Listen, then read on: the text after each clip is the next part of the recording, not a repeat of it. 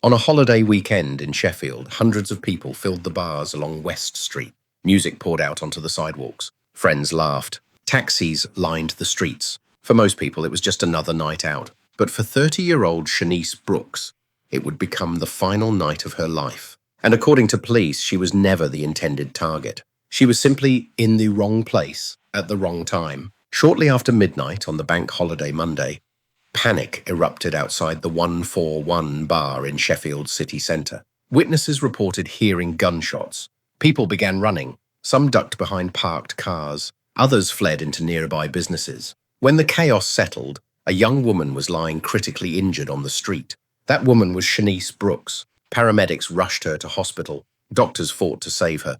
But despite their efforts, Shanice died from her injuries. The city woke up to shocking news. Fatal shootings are relatively rare in Britain, but what made this case even more disturbing was who the victim was. Shanice Brookes was not known to police. She was not linked to gangs. She was not accused of any criminal activity. According to investigators, she was an innocent bystander, a woman who simply happened to be nearby when violence exploded. As detectives began reconstructing the events of that night, one question quickly emerged. If Shanice was not the target, then who was? Police launched a major investigation. Crime scene officers combed West Street for evidence. Witnesses were interviewed. Surveillance footage from nearby businesses was collected, and detectives began tracing the movements of everyone connected to the shooting. Within days, investigators announced two major arrests. The first was 30-year-old Gemily Roan. Police charged him with murder, possession of a firearm, and possession of criminal property. The criminal property allegation related to approximately £10,000 in cash, allegedly found during the investigation. The second suspect was 32-year-old Darian Dice. But unlike Roan, she was not accused of pulling the trigger. Instead, prosecutors alleged that she helped after the shooting. Authorities charged her with assisting an offender. She also faced multiple drug-related allegations involving heroin, cocaine, and cannabis, as well as possession of ammunition and criminal property. One detail immediately caught investigators' attention. According to prosecutors, ammunition found in Dice's possession was linked to cartridge cases recovered at the crime scene. If true, that connection could become a crucial piece of evidence in court.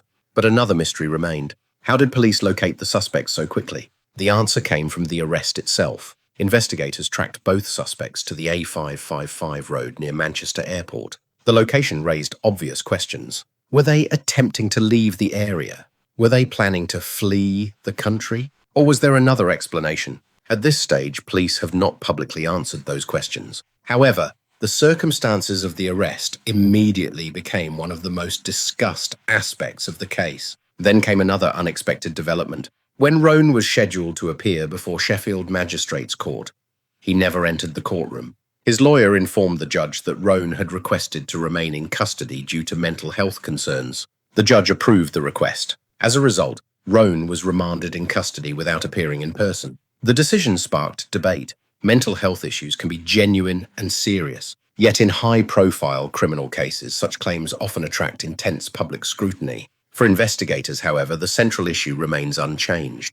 Did the evidence place Roan at the scene? And can prosecutors prove beyond reasonable doubt that he was responsible for the fatal shooting? While legal proceedings continue, many people in Sheffield are focused on someone else entirely. The victim. Friends, family members, and colleagues have described Shanice Brookes as a caring, creative, and compassionate woman. She worked for the community charity Zest. The organization later released a heartfelt statement, calling her a truly wonderful soul who touched the lives of many people. At the same time, Shanice was pursuing her passion for art. She was studying at Sheffield College and preparing to display her final project before graduation. According to college leaders, her talent and creative potential were obvious to everyone who worked with her. But those dreams were suddenly cut short. Perhaps the most heartbreaking detail of all is that Shanice leaves behind a 10-year-old son, a child now growing up without his mother. And that reality is what makes this case resonate far beyond a courtroom. Because behind every criminal investigation lies a human story, a family shattered, a future erased, and questions that can never truly be answered. Why did an innocent woman have to die? Could this tragedy have been prevented? And if Shanice was not the intended target, who was? As the case moves to Sheffield Crown Court, Prosecutors will attempt to answer those questions. The defense will challenge the evidence. Witnesses may reveal new details, and the jury will ultimately decide what happened on that holiday weekend in Sheffield. But regardless of the verdict, one fact remains beyond dispute. A young mother went out for a night in the city and never came home. For the people who loved Shanice Brookes, that loss can never be undone.